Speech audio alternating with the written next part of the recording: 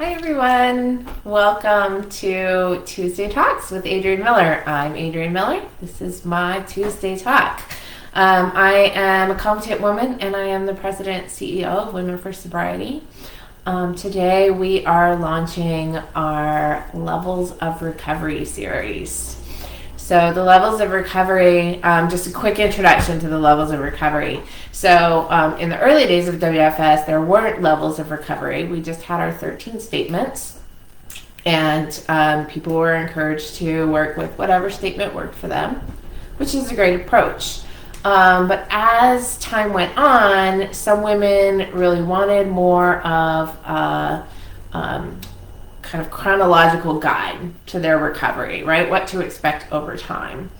And it's my understanding that Jean also found herself kind of, when she was talking about the program or doing presentations, she kind of found herself lumping together certain statements. So just naturally lumping together 7 and 10, which people refer to as the love statements. Or 2, 4, and 9, which are kind of about discarding negativity. That's level 2. We'll do that next time. But so Jean found herself kind of lumping together certain statements and presenting them in a certain order. And women were asking for this kind of chronological guide. So they came up with the levels of recovery. So now we have levels of recovery. It's each level corresponds to a certain statement or a number of statements. So today we're going to talk about level 1, which only corresponds with one statement, but other levels have 2 or 3 statements. So this doesn't mean that when you're in a level that you ignore all the other statements, right? It just means that those statements are really kind of core to the work of that level. So I just always like to discourage people from thinking I have to master this statement before I move on to another statement, because they all work together, right? They're kind of interdependent and they all help inform each other. And the levels are not quite that way, but they're a little bit the same. You know, we tend to do this upward trajectory over time. Level 1, level 2, level 3, level 4, level 5.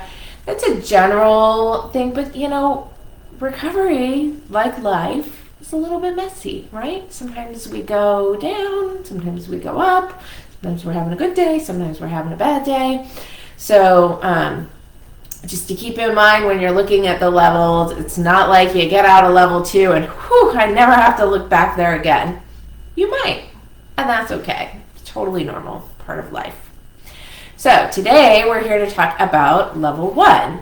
Which level 1 is about acceptance, right? Acceptance of having a life-threatening problem, one that requires cessation of substance use. So what does that mean?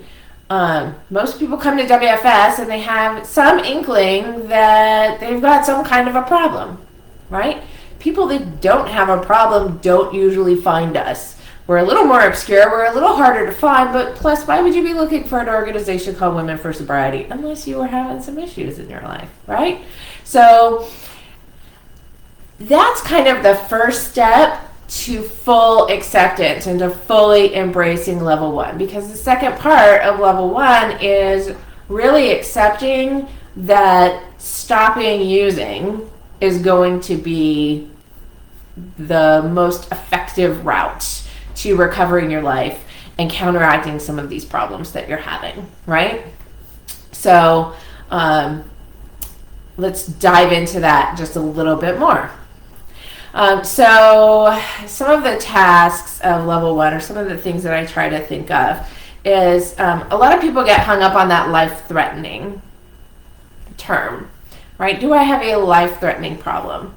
Now, don't worry. If you haven't hit your bottom, don't worry about it. It's okay. You can stop digging anytime you want, right? So if your problem doesn't feel life-threatening yet, kudos. Like, that's great. You are in exactly the right place. Because it doesn't have to feel life-threatening yet, because if you really play it out and go, okay, well, what happens if I keep drinking? Okay, if I was drinking 1 drink a night last year, and this year I'm drinking 2 drinks a night, what happens next year? That's 3 drinks a night, that's 4 drinks a night, on and on into the future. Well, soon it's going to be very clearly a life-threatening problem. So don't worry, your bottom is just when you stop digging. You can stop digging at any time. And as information about addiction and recovery has become more widely known, recovery has been more widely accepted, people are starting to get better and better at recognizing the signs earlier and earlier. So if that's you and you're not quite sure if your problem is life-threatening, kind of project in the future, and chances are you're on that path, or you wouldn't have found us and be watching this Facebook Live right now. So welcome to the club. Another test that we need to do in this level is to really get a good look at what addiction has actually done to our lives. So without minimizing, without rationalizing, without all of those defense mechanisms that we've built up over the years to justify our drinking or using, right? And if you have not Googled defense mechanisms, great thing to look at, right? Defense mechanisms are all about guarding the brain, guarding our sense of self against feeling bad about ourselves, right? So things like minimizing our problems, right? It's not that bad, right? That is going to allow me to continue to drink or use, even though those are causing problems. So these are all ways that we practice denial. Simple denial is just refusing to see an issue, right? That's part of our defense mechanisms. And when you start to look at these, and you start to look at denial, and you start to think about denial, if you're real new, please don't beat yourself up that you've had some denial. I'm a firm believer that addiction cannot progress without denial, right? If I saw, back when I was drinking the same way all my friends drank, if I really saw what was happening to my life, I wouldn't have kept drinking, right? I wouldn't have kept using marijuana or whatever else I was using on days that ended with Y, right? If I had really seen the issues that it was causing, I wouldn't have progressed. The other thing to keep in mind about denial is that our brain physically changes when it comes to substance use, right? These changes in the brain really start to equate substances with survival. So when we think about giving up our substance, our brain literally thinks we're going to kill ourselves. That is the reaction that our brain has. No, you can't do that. I will die. It's not the smartest part of your brain. It's like your midbrain. It's kind of the lizard part of your brain. It's not very intelligent, right? It gets tricked. But so if you've gotten into this denial about your use, go easy on yourself, right? A little bit of guilt, a little bit of guilt and shame. It's not always the worst thing in the world. We all have it. We all live with it. Don't move in there, right? Okay.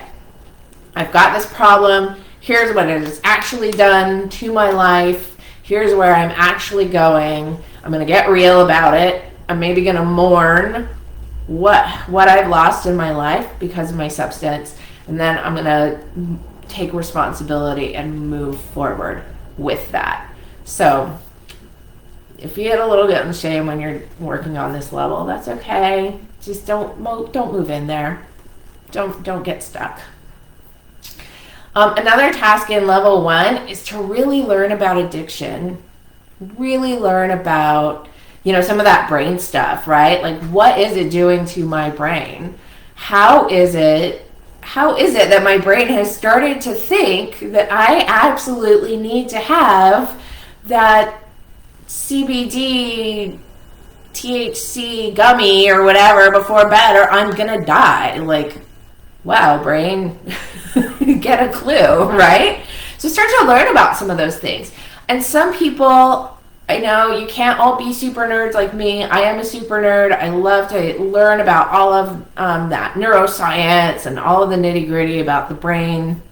If that's not your thing, you can still learn a lot about addiction without getting that far into it. A lot of people really like Quit Lit or memoirs. Usually there's some tidbits about recovery or about addiction in that kind of literature. Some people really love podcasts. Find the kind of education, videos, whatever works for you and that you find interesting, and learn about addiction. Learn about what it does to the body. Learn about what it does to the brain, which is a part of our body. Learn about what it does to our thought processes. And I always recommend that people keep a journal or some notes at this point. As you learn about addiction, you'll learn about something called post-acute withdrawal. Not everybody gets it, but a lot of people do. It's kind of your brain trying to recalibrate in early sobriety because it's gotten so used to operating with substances that now it's got to get used to operating without substances again. And so this can cause some memory problems or some trouble concentrating or trouble processing new information. So if early on in your recovery you find a book that you're like, this is amazing, I can't believe all this stuff, I love this book, whatever, like make a note to yourself to reread it in like a year. I remember reading so many books early in my recovery and I was like, this is great. And then a year later I couldn't remember. I'm like, I know that book was great, but I don't remember what it said. Right? And that's that brain fog that a lot of us get. So good idea. I wish someone had told me in the beginning, like take some notes about what you're reading so that you'll remember which books you want to go to. Because I did go back to a lot of like really terrible books as well. And I was like, oh yeah, this book was terrible. So if you take some notes, that's also a good idea. And not just books, but right, if there's a podcast or YouTube channel that you really love about it, all of that, take some notes. Do please be careful about your sources, right? So we need to be critical science consumers. My dear Aunt Sally, I don't have an Aunt Sally, but if I had a dear Aunt Sally, she may not be an expert on substances. So when you're out on internet land, kind of trying to learn information, just keep in mind who the source is. There's a lot of really great bloggers. They're really lovely women in recovery. But they may not have an education in substances. So just keep an eye on your sources and go, if something doesn't sound quite right, go research that source. Make sure that you're getting good information about addiction and recovery. As you're in level 1, again, just quick reminder, make sure you're working the other statements. So, as you get better at spotting your negative thoughts, right? Statement 2, negative thoughts destroy only myself. As you get better at that, you'll get better at counteracting that guilt and shame as you're looking at the effects of addiction on your life. Or to counteract some of that hopelessness, right?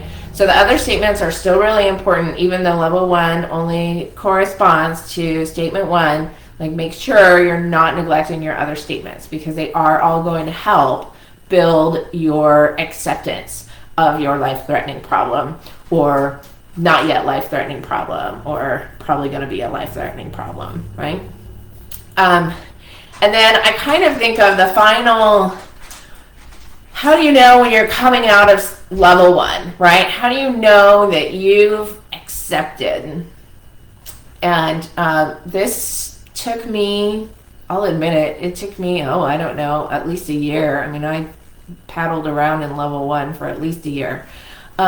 You take using off the table. That's kind of how you know you've accepted. Right? And early on, there's a lot of like, but, gosh, if my mom died, I don't think I could handle that, then I would drink. Or, gosh, I can stay sober as long as I don't lose my job. If I lose my job, man, I'm going to go get loaded. Right? You haven't taken using off the table yet. You probably haven't really internalized that this is a life-threatening problem and one that you just have to stop using. In order to get better. So A common phrase that you see online is no matter what, right? Like no matter what, you're going to stay sober. That's kind of how you know, I think, can be a big signal of, okay, like I've got level 1 pre-internalized, and now I might shift my focus over to level 2. So speaking of level 2, we're going to do that in 2 weeks. Super excited to talk about level 2. I just did a whole Cigna webinar on level 2, so I will try to keep it short in my Facebook Live. But if you have any questions, throw them in the chat box or on the comment section. I'll keep an eye on this, and thank you so much for coming to my level 1 Facebook Live, and I will see you all in 2 weeks to talk about level 2. All right, thanks. Bye-bye.